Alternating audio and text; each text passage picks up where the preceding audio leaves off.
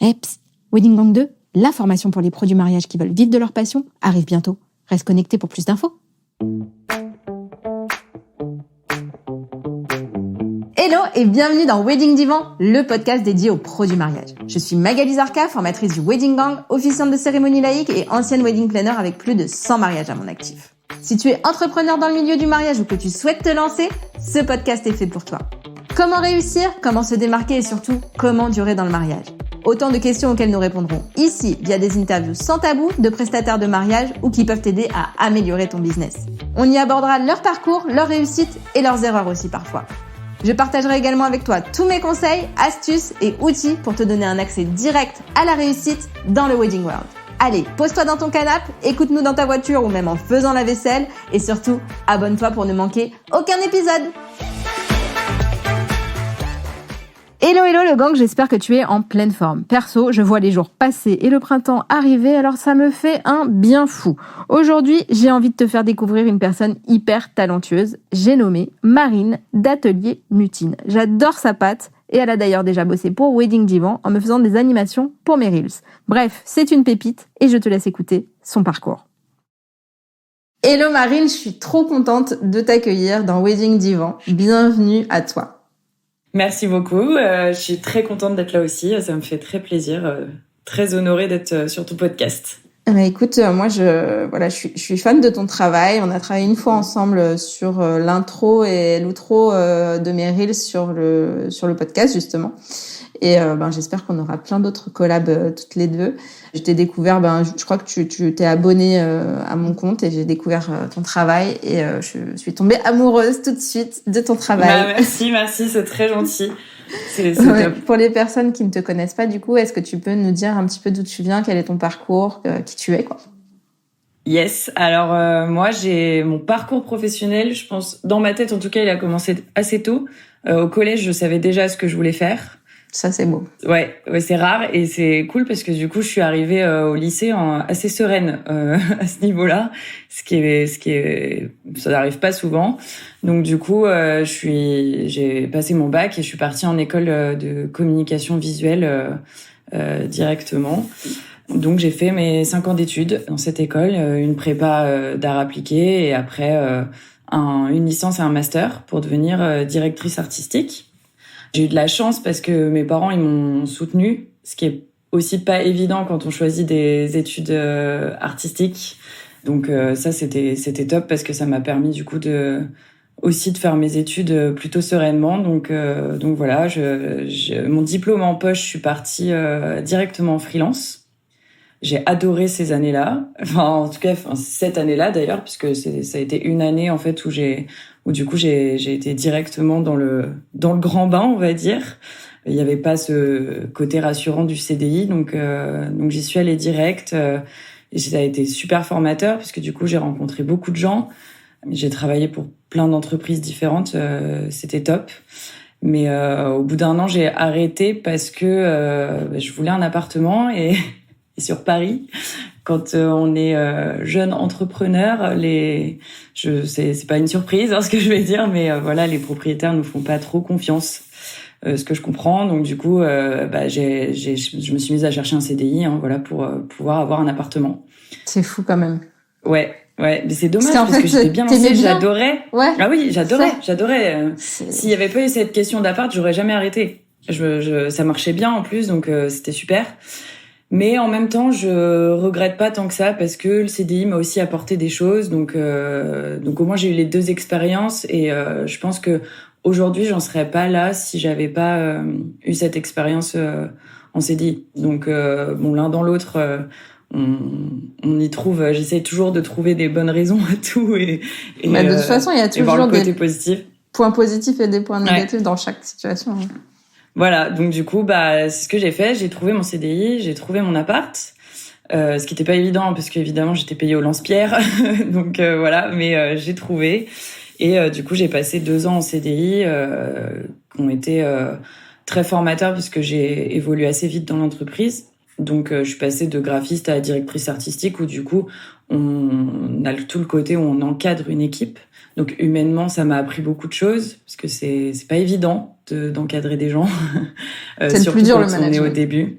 Ouais, et surtout que j'ai démarré en fait en étant leur collègue et que je suis devenue du coup leur responsable. Et ça c'était pas évident, mais pareil, ça m'a appris énormément dans le travail et au niveau humain, donc c'était top. Après l'expérience, elle s'est quand même pas hyper bien terminée dans le sens où j'ai beaucoup donné parce que je suis quelqu'un comme ça qui donne beaucoup et j'ai trop donné, je pense, et du coup ça a fini par un burn-out, hein, clairement. Je pense que j'ai craqué psychologiquement et physiquement. Mais ça, pareil, au début, je voyais pas du tout le côté, je vais pas dire positif, mais ce que ça pouvait m'apporter. Et au final, maintenant, je le vois parce que ça m'a appris aussi à connaître mes limites, que j'ai encore du mal à éviter de dépasser. C'est un combat de tous les jours. Mais voilà, pareil, ça m'a appris des choses sur moi, sur mon travail et comment gérer et me poser des limites. Donc voilà. Et oui. Sachant que en plus quand j'ai arrêté le freelance, j'avais en fait déjà l'idée de monter mon entreprise dans le mariage. J'y pensais déjà depuis l'école en fait. Avec des copines, je m'étais fait des copines à l'école qui sont graphistes comme moi et on s'imaginait créer notre entreprise dans le mariage, mais alors on voyait les choses en grand, évidemment. Hein. On rêvait à ça en se disant ce serait super, on ferait tout, la déco, etc. On aurait des photographes avec nous, on pourrait vraiment créer des univers complets. Donc on rêvait à ça. Au final, on a pris chacune notre petite route professionnelle. Et moi, c'est resté dans un coin de ma tête. Donc quand j'étais en freelance la première année, je me suis dit super. J'ai commencé un peu à travailler dessus. Et quand je me suis mise en CDI, en fait, je m'étais gardé en tête ce projet en me disant super, je vais me mettre en CDI, je vais avoir mon appart et en fait le soir en rentrant, je vais travailler sur mon entreprise, la créer et le jour où ça fonctionne, je quitte mon CDI et je me lance complètement dans mon entreprise. Ça ne s'est pas passé comme ça parce qu'en fait en CDI, j'avais pas du tout le temps. Enfin, j'ai complètement pendant 2 ans arrêté de travailler, j'y pensais même plus en vrai parce que j'étais complètement happée par mon travail. Mais du coup, quand j'ai fait mon petit burn-out, j'ai été arrêtée pendant quelques temps. Après, j'y suis retournée, pleine de bonne volonté. Mais quelques mois après, en fait, les symptômes physiques, on va dire, ont repris. Donc là, j'ai décidé de vraiment quitter ce boulot-là et de me remettre en freelance. Mais du coup, c'était pas vraiment un petit burn-out alors? Non, je pense pas. Mais en fait, en y retournant, j'avais très peur d'y retourner. J'ai eu du mal, mais au final, une fois que j'y suis retournée, je me suis dit ça va aller. J'ai appris de mes erreurs et je vais faire autrement. Mais en fait, je pense que c'était trop compliqué de retourner au même endroit. Enfin, je pense que vraiment j'étais arrivée au bout et j'avais vraiment envie aussi de me remettre en freelance. Et je pense que c'était peut-être le petit coup de boost qu'il me fallait aussi. Pour oser me lancer sans vraiment de filet au final. Donc je l'ai fait et du coup là au début j'ai travaillé beaucoup pour des clients et puis petit à petit j'ai commencé à ressortir mes petits carnets de 3 ans en arrière, de reprendre un peu mes petits croquis et mes petites idées et de me remettre dedans. Après pour m'aider aussi j'ai fait quand même 2 formations. Ok. C'était quoi? Une de wedding designer pour vraiment m'immerger un peu dans le monde du mariage parce que voilà, ça faisait des années que j'étais graphiste mais pas spécialisée dans le mariage. J'avais mes connaissances à moi personnelles mais j'avais envie d'avoir des connaissances plus professionnelles et précises sur aussi les autres corps de métier qui travaillent autour du mariage parce qu'au final c'est un projet où on travaille ensemble et je trouve que c'est toujours important de connaître le boulot des autres pour réussir à travailler ensemble et à construire un vrai projet, un vrai événement cohérent de bout en bout. Donc j'ai fait cette formation là et après j'ai fait une formation business, vraiment pure business, qui elle m'a permis, je pense, de vraiment me lancer en fait. Et ça c'était quand du coup? Alors, je crois que la formation de wedding design, je l'ai fait en 2020 et la formation business, je l'ai fait en 2021. Donc vraiment, au moment où je me suis vraiment mise plus dans mon entreprise. Et en fait, cette formation, elle m'a permis de consolider un peu de mes idées, de me donner un peu plus un cadre. Et c'est surtout, je pense, psychologique aussi parce que j'ai investi vraiment de l'argent dans cette formation. Et du coup, ça m'a un peu obligée en fait. Je me suis dit bon maintenant j'ai investi, j'ai mis de l'argent, donc j'ai pas le choix. Il faut que j'y aille, il faut que j'avance. Et du coup ça m'a donné un cadre, ça m'a permis de rencontrer aussi d'autres entrepreneurs, donc de pouvoir échanger en fait sur tout ça, parce qu'en fait au final quand on est entrepreneur, on est souvent seul. En tout cas moi quand j'étais freelance, j'étais très très seule à travailler chez moi, plus de collègues. C'est un peu dur. Donc ça a été un vrai moyen de me booster et de me lancer quoi. Ok, et du coup donc maintenant tu proposes uniquement de la papeterie, du design de qu'est-ce que tu proposes aux mariés?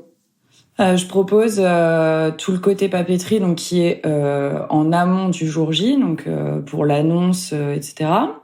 Je propose pour donc le jour J tout ce qui va être que ce soit des panneaux de bienvenue, les menus, la décoration de table, décoration d'arrivée, de salle, etc.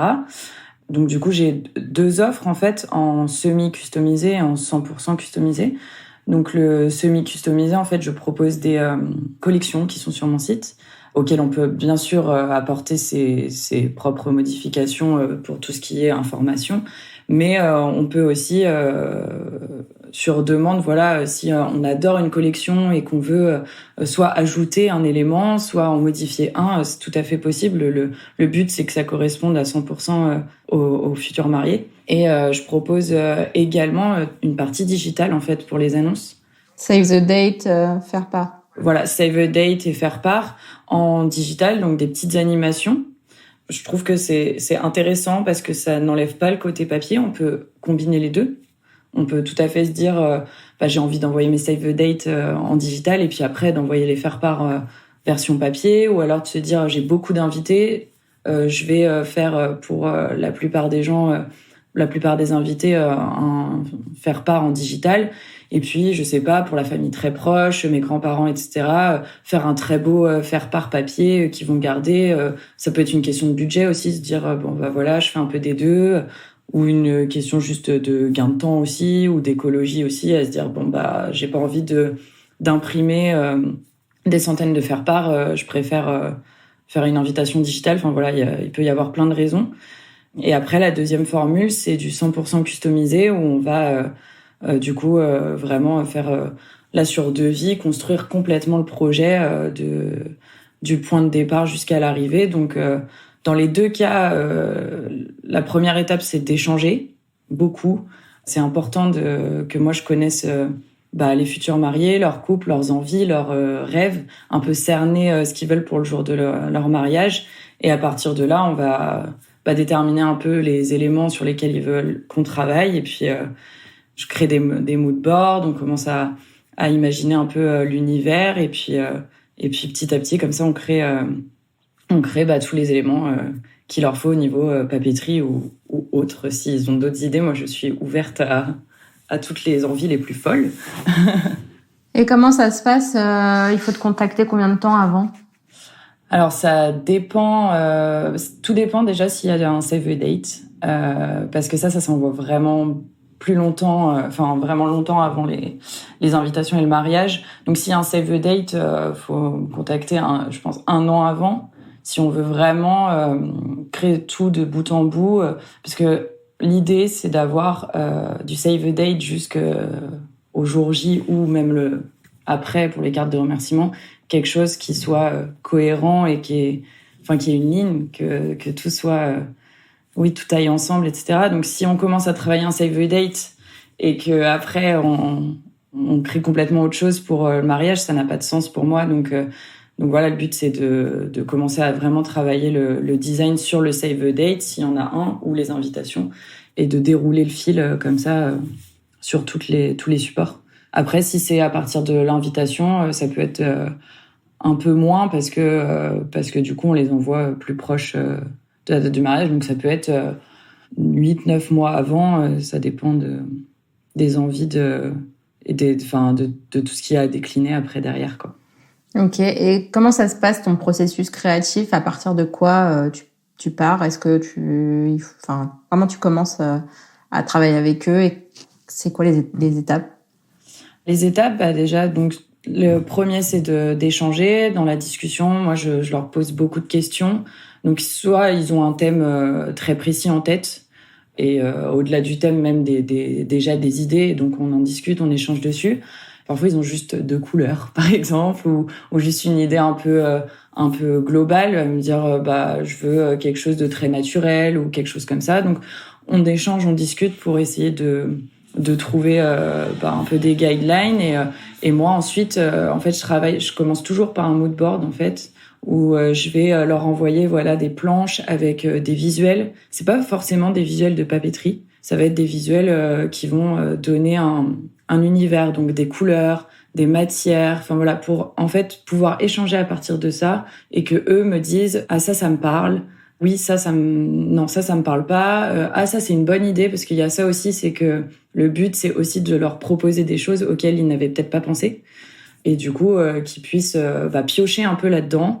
Et à partir de ça, se dire, OK, on part dans cette direction-là. Et du coup, l'étape d'après, c'est que je leur propose en général 2 designs pour que on ait un point de départ par rapport à en fait ce qui a été sélectionné sur le mood board. Et on va travailler dessus. Et une fois que il y a un design qui est validé, là, je décline sur tout le reste des éléments. Et ensuite, on imprime, on envoie et tout ça. Mais tout le long, on est toujours dans l'échange et voilà. Ok. Et parle-moi de ton calendrier spécial mariage qu'il y a sur ton site. Qu'est-ce que c'est exactement? À quoi ça sert? Oui, alors ça c'est un calendrier que j'ai créé donc qui est gratuit, disponible sur mon site, qui est petite checklist. Donc on peut soit utiliser en PDF sur l'ordi, on peut directement cocher les petites étapes ou les imprimer si on préfère.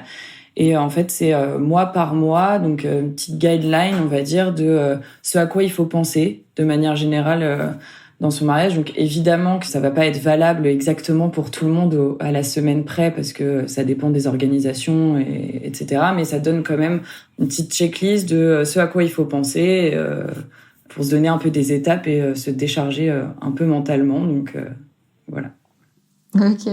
Et qu'est-ce qui, selon toi, différencie Atelier Mutine des autres créateurs de papeterie et autres éléments de déco? Je pense que il y a aucun créateur qui est mieux qu'un autre. Je pense qu'on est plus adapté ou on correspond mieux aux futurs mariés. Après, moi, je pense que peut-être ma différence, elle est dans le fait que j'essaye d'apporter toute la palette du graphisme dans l'univers du mariage. Ce qui a beaucoup manqué, je trouve, pendant pas mal d'années, et surtout en France, parce que ça se voit moins, je trouve, aux États-Unis, etc. On est peut-être un peu plus dans des créations assumées, différentes, un peu hors des codes, ce qui commence un peu à arriver en France. Et ce que je trouve très intéressant en fait dans le graphisme, c'est qu'il n'y a pas vraiment de limites. Les inspirations, elles viennent de partout. Et je trouve que c'est important aussi de l'amener ça dans l'univers du mariage parce que bien sûr qu'il y a des mariés qui vont me dire moi je veux du champêtre avec des couleurs nude, c'est super et j'adore ça.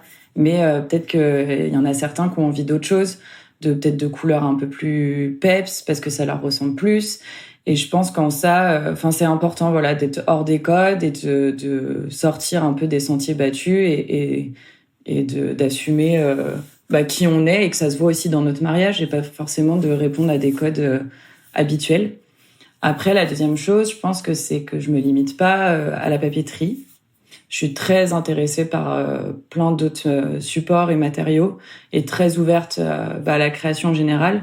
Donc, travailler sur de l'argile, comme j'ai pu faire un peu pour Noël. Et là, sur le cuir, je me suis formée auprès d'un artisan maroquinier pendant plusieurs mois, parce que j'avais vraiment envie de travailler sur des matières un peu nobles et pérennes aussi, qu'on peut garder aussi après. Et du coup, là, je vais sortir sur mon site quelques articles en cuir, notamment des dessous de verre personnalisés, des marque-places sous forme de rondes serviettes aussi en cuir, et aussi une petite boîte à alliance en cuir personnalisée. Et ça, c'est des choses que du coup, on peut vraiment garder après le mariage. Ça fait un souvenir, ça peut faire un cadeau invité. C'est sur le long terme, donc voilà. Ok. Et Ce serait quoi le mariage sur lequel tu rêverais de travailler, un thème particulier que tu aimerais faire? Alors, je sais pas s'il y a un thème particulier. Peut-être le mariage de rêve, déjà, bon, clairement, je pense que le mariage de rêve, ce serait un mariage sans limite de budget, ce serait incroyable parce que du coup, on pourrait absolument créer tout ce qu'on veut, ça, ce serait fou.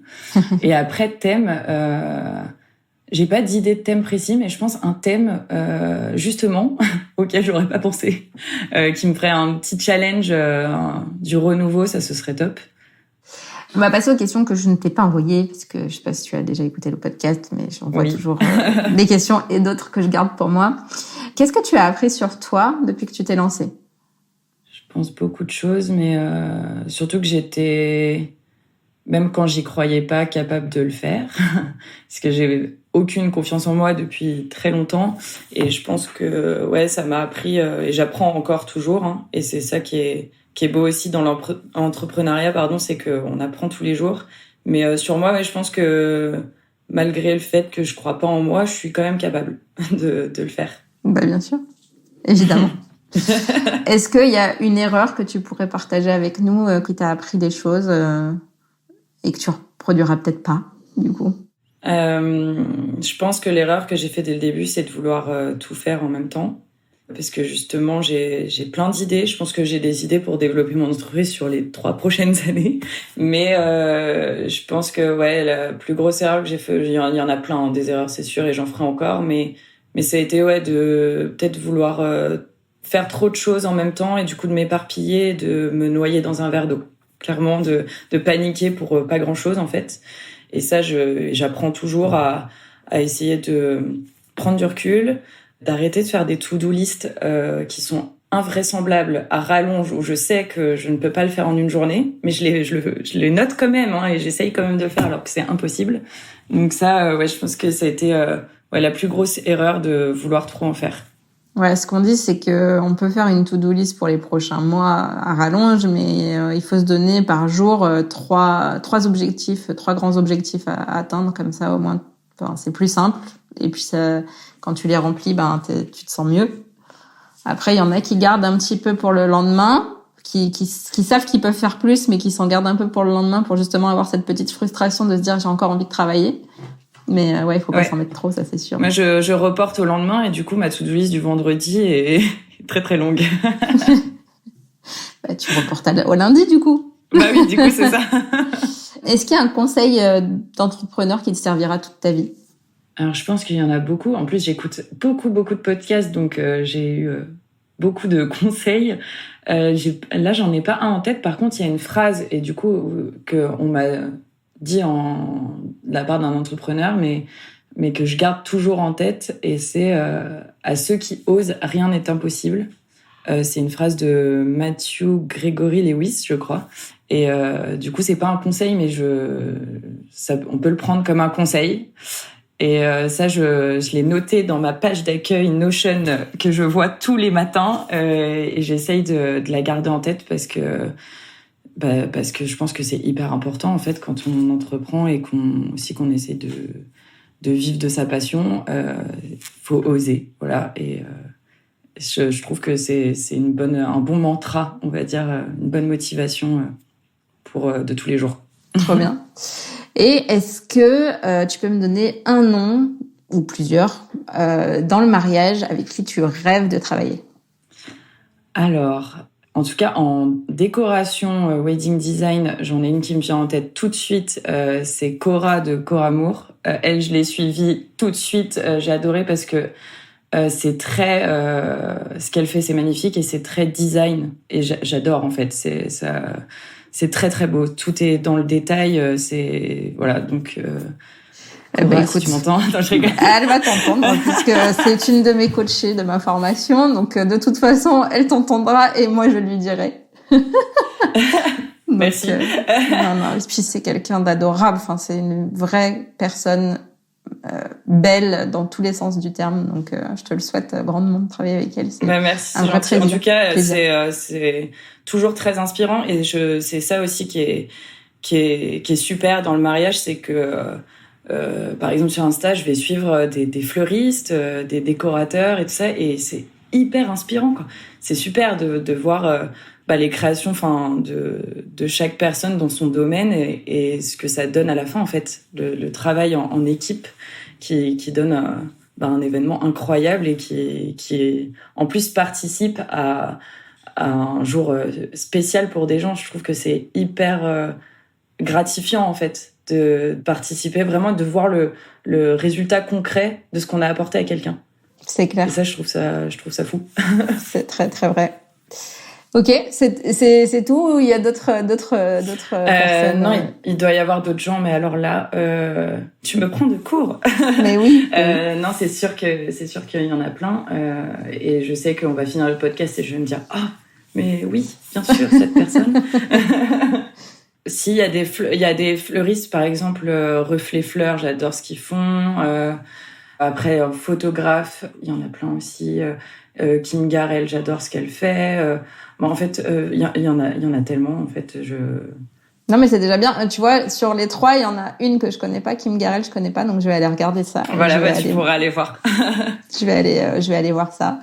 Merci beaucoup, en tout cas, pour ce partage aujourd'hui avec moi et avec les auditeurs de ce podcast. Et je te dis à très vite pour plein d'autres projets. Et je te souhaite encore une fois une belle année, puisque on est le 4 ou le 5. Le 4 janvier quand on enregistre ce podcast. Alors, je sais pas quand il sortira, mais